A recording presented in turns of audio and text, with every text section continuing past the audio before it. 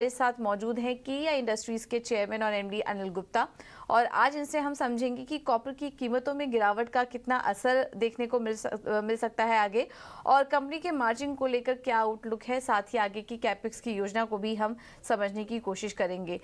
लेकिन उसके पहले कंपनी के बारे में एक छोटा सा अगर डिटेल आपको बताएं तो company house wiring, rubber cable इनका अहम कारोबार है। कंपनी के पास जो 5,000 से ज़्यादा उनके प्रोडक्ट्स हैं उनके पोर्टफोलियो में। दुनिया के 45 देशों में कंपनी का कारोबार है और 5,385 से ज़्यादा कर्मचारी भी हैं कंपनी में, और देश भर में करीब 38 से अधिक ब्रांच भी है।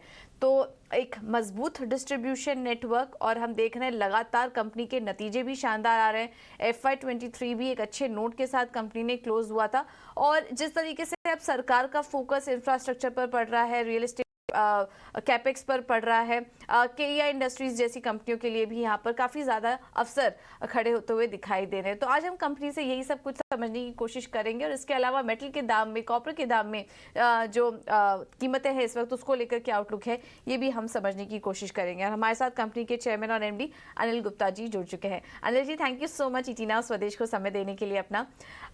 सब आपकी कंपनी के बारे में हम पढ़ रहे थे, उसके फाइनेंशियल के बारे में थोड़ी रिसर्च करने की कोशिश की। FY23 तो शानदार रहा, और नोटिस करने वाली बात ये थी कि मार्जिन पिछले काफ़ी समय से जो 10% के पास आप मेंटेन कर रहे हैं, FY23 में भी ऐसा ही कुछ देखने को मिला। तो आगे अब यहाँ से रोड मैप क्या रहेगा? क्या जो फाइनेंशियल्स हमने FY23 में देखे, स्ट्रॉन्ग नोट के साथ कंपनी ने क्लोजिंग की, FY24 भी क्या ऐसा ही कुछ साल रहेगा कंपनी के लिए? धन्यवाद मुझे इस शो में बुलाने के लिए। पहले तो मैं ये करेक्ट करूं कि FY23 में हमारा EBITDA मार्जिन अप्रोक्सीमेटली 10.5% के करीब रहा है, और ये मार्जिन हम मेंटेन करेंगे। और मैं समझता हूं कि इस साल में भी 10.5 से 11% के बीच में EBITDA मार्जिन मेंटेन रहेगा। जहां तक ग्रोथ का सवाल है,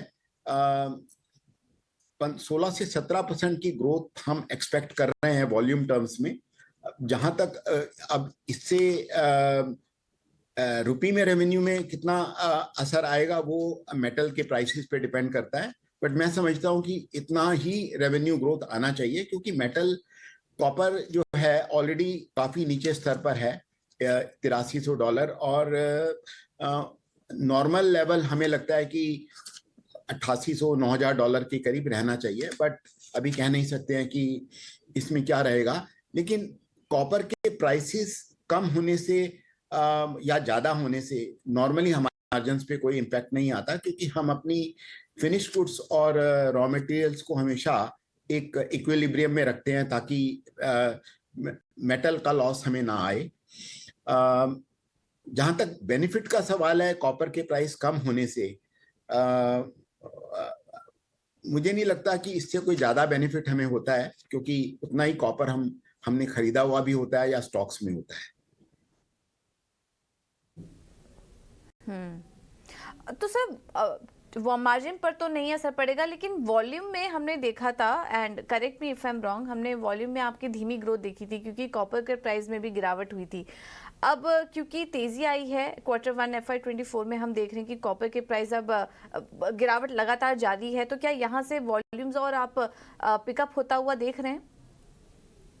नॉर्मली जब कॉपर के प्राइसेस में अचानक गिरावट आती है, तो हमने देखा है कि डीलर्स जो हैं, स्पेशली जो रिटेल प्रोडक्ट्स हैं, हाउस वायर्स एटसेट्रा, उसमें थोड़ा डीस्टॉकिंग की टेंडेंसी आती है। तो डीलर्स उतना ही मटेरियल हमसे खरीदते हैं जितना इमीडिएटली वो बेच पाते हैं, तो स्टॉकिंग थोड़ी सी कम हो जाती है। जहां तक प्रोजेक्ट सेल्स का सवाल है, जहां जो कॉन्ट्रैक्टर्स ने बाई करना है, उसमें बल्कि उल्टा तेजी आती है, बिकॉज उन्होंने फर्म प्राइस कॉन्ट्रैक्ट्स लिए होते हैं, और उनको जितना कम प्राइस पर माल मिलेगा उनका बेनिफिट बढ़ता है। तो कम प्राइस होने से वहां पर तेजी आती है, बट रिटेल में थोड़ा सा माल बिकता है लेकिन डी स्टॉकिंग होता है। ये सिनेरियो हमने अप्रैल में देखा, बट ये महीना ठीक है क्योंकि प्राइस जो है थोड़े अप ट्रेंड पर ही है। अच्छा, और ये हम देख रहे थे कि जो अगर आपका जोग्राफिकल मिक्स देखें तो डोमेस्टिक कारोबार से करीब 90% का कंट्रीब्यूशन आता है और एक्सपोर्ट में आपका 10% का एक्सपोजर है। अब हमने देखा कि रिसेंटली आपको यूएस से भी जो नेसेसरी अप्रूवल चाहिए थे वो मिल चुके हैं। अब क्योंकि वहाँ से मार्केट से भी एक अच्छा अट्रैक्शन हम देख रहे हैं, ग्रोथ आ रही है, इसके बाद आपकी जो जोग्राफिकल मिक्स है वो कैसी होगी? क्या एक्सपोर्ट की तरफ आपका एक्सपोजर अब बढ़ेगा यहाँ से? बिल्कुल बढ़ेगा। इस साल हमें उम्मीद है कि एक्सपोर्ट में रफली 35 से 40% का जंप आना चाहिए और हमारी टोटल टर्नओवर का 12 से 12.5% के करीब एक्सपोर्ट से आना चाहिए। तो ये काफी बड़ा जंप होगा, जो 600 करोड़ से ऑलमोस्ट 850 करोड़ के करीब हमें उम्मीद है कि एक्सपोर्ट से हम रेवेन्यू कर पाएंगे। और ये आने वाले सालों में और बढ़ता जाएगा, बिकॉज जैसे जैसे हम लोग अपनी कैपेसिटीज को एनहेंस करेंगे नए कैपेक्स के साथ, तो हम लोग एक्सपोर्ट पे अपनी कैपेसिटी को डिप्लॉय कर पाएंगे। और भारत में कौन कौन से बड़े ऑर्डर्स है जिसमें कि आपकी नजर है इस वक्त? नए ऑर्डर मिलने की कहाँ कहाँ से उम्मीद आपको दिख रही है FY24 में? देखिए, जो डिफरेंट सेक्टर्स हैं जहां से ऑर्डर्स आते हैं, मेनली पावर सेक्टर में इस टाइम सोलर काफी स्ट्रांग है, solar developers and power distribution and transmission, उसमें काफी अच्छी इन्वेस्टमेंट्स आ रही हैं। एंड काफी सारी इंडस्ट्रीज, सीमेंट, स्टील और पेट्रोलियम रिफाइनरीज, उनमें काफी ग्रोथ है, उन सेक्टर्स में काफी स्ट्रांग डिमांड है। बाकी real estate sector and construction sector is also improving. तो ये जितने भी सेक्टर्स हैं, मुझे लगता है कि अक्रॉस द सेक्टर जो है इंफ्रास्ट्रक्चर में, इंडस्ट्रीज में डिमांड अच्छी बनी रहेगी इस साल भी और अगले आने वाले कुछ सालों तक। ओके। और कैपेक्स भी आपने जो 1000 करोड़ रुपए का अनाउंस किया था, उससे कितना कंट्रीब्यूशन मिलता है वो दिखाई देगा? आपके रेवेन्यू में कितनी बढ़त होगी? अगर इसके बारे में थोड़ा हमसे आउटलुक आप शेयर कर पाएं, और इसकी फंडिंग आप कैसे करेंगे? अभी इंटरनल एक्रूवल के जरिए या फिर कुछ पूंजी जुटाने की योजना है कंपनी की? देखिए, ये जो 1000 करोड़ का कैपेक्स है, ये अगले 3 साल में होगा और ये पूरा अपने इंटरनल एक्रूवल से ही हम इसको फंड करेंगे। इसमें हमारा कोई भी पूंजी जुटाने की कोई योजना नहीं है। और इससे जो है रफली 4,000 करोड़ के करीब का हमारा वैल्यू टर्म्स में आज के प्राइसेस पे कैपेसिटी ऐड होगा। और ये कैपेसिटी धीरे धीरे FY25-26 में, 26-27 में ऑन बोर्ड आएगी। बाकी जो हमारी एग्जिस्टिंग फैक्ट्रीज में जो अभी फील्ड एक्सपेंशन चल रहा है, उससे हमारी 15 से 20% की कैपेसिटी इस साल हर क्वार्टर में आएगी। इस साल भी ऐड होगी और अगले साल भी ऐड होगी। सर, आपने अपने काफ़ी सारे सेक्टर स्पेसिफिक परफॉर्मेंस की भी बात करी। स्पेसिफिकली ईवी बिजनेस के बारे में भी समझना चाहेंगे। वहाँ पर भी हम देख रहे हैं कि अब फोकस भी बढ़ रहा है, सरकार का तो हमेशा से ही था ही इसको आगे पुश करने के लिए। किस तरह की इंक्वायरी इस तरफ से आ रही है ईवी बिजनेस से?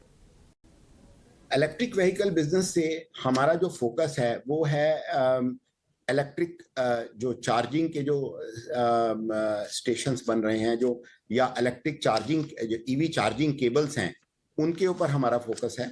और ऑलरेडी हम उसमें हमने काम भी किया है, उसको डेवलप भी किया है और थोड़ा उसमें सप्लाईज भी शुरू हो गए हैं। और मैं समझता हूँ जैसे जैसे ईवी का इसके अंदर हमें केबल के अलावा प्लग सॉकेट्स को भी प्लग करके देना होता है, क्योंकि पूरी एक किट बना कर देते हैं। तो हमने इसको पूरा डेवलप किया है और मैं समझता हूँ कि ये एक अच्छा रेवेन्यू देगा अगले आने वाले कुछ सालों में। All right. Anil ji, thank you so much आपका समय देने के लिए और अपने ग्रोथ आउटलुक के बारे में, अपनी आगे की योजनाओं के बारे में हमारे साथ विस्तार से चर्चा करने के लिए थैंक यू सो मच। और निवेशकों का भी रुझान देख रहे हैं हम, कंपनी में स्टॉक इस टाइम अपने उच्चतम स्तर के पास कारोबार कर रहा है, लगातार एक तेजी बनी हुई है, नतीजों में भी वो रिफ्लेक्ट कर रहा है। तो एक बार फंडामेंटल्स भी इसमें निवेशकों को क्या करना चाहिए एक बार ये भी समझ लेते हैं। और हमारे साथ वेंचुरा सिक्योरिटीज के विनीत भी जुड़ चुके हैं। Vineet, thank you so much इजीना स्वदेश को समय देने के लिए। अभी हम केईआई इंडस्ट्रीज के मैनेजमेंट से बात कर रहे थे, आपने भी उनको सुना। क्या व्यू बन रहा है आपका कंपनी पर? अपने हाइस के आसपास अब कारोबार कर रहा है, मौजूदा लेवल पर एंट्री लेने की सलाह देंगे या फिर अभी थोड़ा और नीचे आने दें स्टॉक?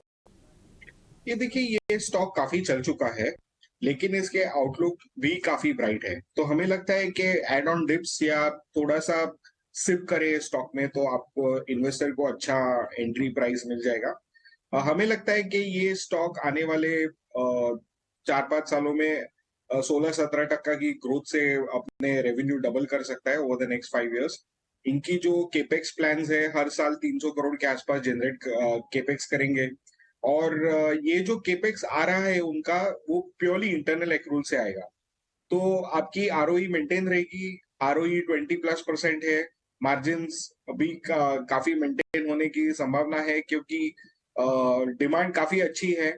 और अगर हम आउटलुक देखेंगे तो है ना, ट्रांसमिशन केबल्स में से आपको जो नया डालना है, सारा इंफ्रास्ट्रक्चर लेआउट करना है, और जैसे मैनेजमेंट ने बताया कि कॉर्पोरेट डिमांड काफी है, तो हमें लगता है कि ये ग्रोथ, हाई ग्रोथ जो इनकी है अगले 4-5 साल की, सस्टेन रहेगी। और इसमें आपको ऑपरेटिंग लीवरेज से काफी प्रॉफिट में ग्रोथ आएगी। तो हमें लगता है कि ये भाव से या थोड़ा नीचे आए तो सिप करना चाहिए स्टॉक में, और आपको ये आगे जाके अच्छा मुनाफा दे सकता है। बिल्कुल, तो फंडामेंटल्स भी अच्छे लग रहे हैं, वैसे काफ़ी चल चुका है लेकिन अभी भी मौके हैं क्योंकि इस वक्त फंडामेंटल काफ़ी अच्छे दिखाई दे रहे हैं, कंपनी ब्राइट स्पॉट में है, इस वजह से आप अभी भी एंट्री ले सकते हैं या फिर थोड़ा नीचे आ जाए तब एंट्री लेने की कोशिश कीजिए।